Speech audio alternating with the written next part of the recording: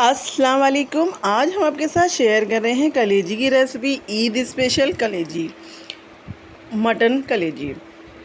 1 KG हमने mutton लिया था और बहुत ही अच्छी तरह से इसको भिगो दिया है हमने ऑयल के साथ। ऑयल हमने 1 टेबल स्पून भरकर डाला था और अच्छे से इसे आधा घंटे के लिए भिगो दिया था। भिगोने के बाद हमने कलेजी को 15 से 20 मरतबा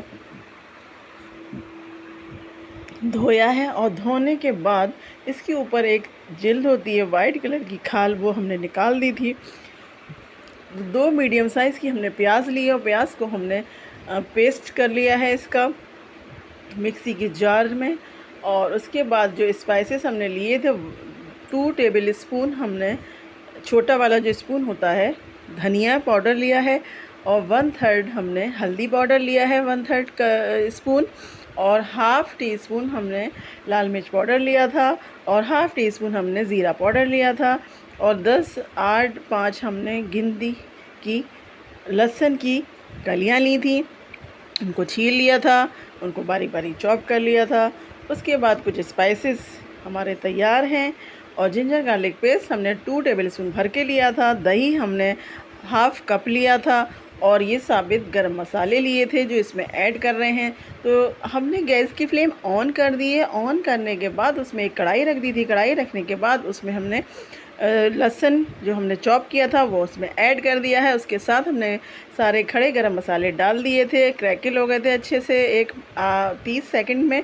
और उसके बाद जिंजर गार्लिक पेस्ट ऐड कर दिया था 2 टेबल स्पून भरकर और उसके साथ हमने कलेजी ऐड कर दी है और कलेजी को हम अच्छे से फ्राई करेंगे। और फ्राई करने के लिए हमारे पास 10 मिनट लगे थे। उसके बाद हमने इसको अलग निकाल लिया था और जो इसमें मसाला बचा है कढ़ाई में, उसमें हम सारे स्पाइसेस ऐड कर देंगे। और ये स्पाइसेस हम ऐड कर रहे हैं, उसके साथ हमने जो प्याज का पेस्ट बनाया था वो भी हमने ऐड कर दिया है। इसका कच्चापन दूर हो जाएगा और प्याज भी थोड़ा सा पानी छोड़ती है और दही भी, तो इसलिए हम इसमें पानी बिल्कुल ऐड नहीं करेंगे क्योंकि हमने अभी कलेजी जो फ्राई करी थी उसने भी थोड़ा पानी इसमें छोड़ा है, लेकिन हमारा ड्राई हो रहा था। हमने इसमें सारे स्पाइसेस ऐड कर दिए हैं और इसको बहुत अच्छी तरह भूनेंगे ताकि इसकी जो भी वो है कच्चापन वो दूर हो जाए इन मसालों को और मसाले सारे अच्छी तरह से मिक्स हो जाएं। और ये हमारा मसाला कम से कम 5 से 7 मिनट में भुना था और भुनने के बाद इसने ऑयल नज़र आने लगा था। तब इस पॉइंट पर हमने कलेजी जो हमने फ्राई करी थी वो इसमें ऐड कर दी है। ऐड करने के बाद अच्छे से इसको हमने फिर दोबारा से फ्राई किया है मसालों के साथ और कम से कम इसको हमने ढक लिया था। 15 से 10 मिनट में इसकी सीटियां आ गई थी। हमने कुकर में इसको ट्रांसफ़र करके इसकी सीटियां ली थी।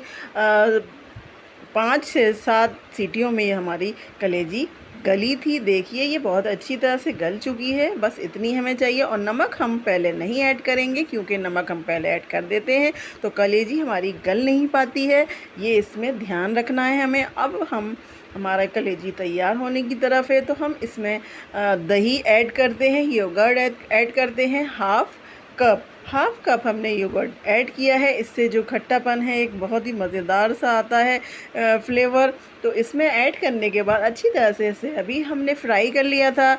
4 से 5 मिनट में ये फ्राई हुआ था और फ्राई होने के बाद इस पॉइंट पर हमने नमक ऐड कर दिया था क्योंकि हमारी कलेजी गल चुकी थी।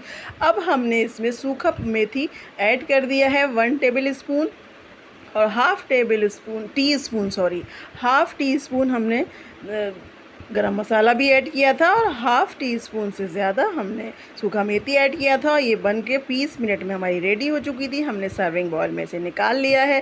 Thanks for watching me. Cooperate कीजिएगा, मुझे सपोर्ट कीजिएगा। आप लोगों की सपोर्ट मिलती है तो मुझे बहुत खुशी होती है।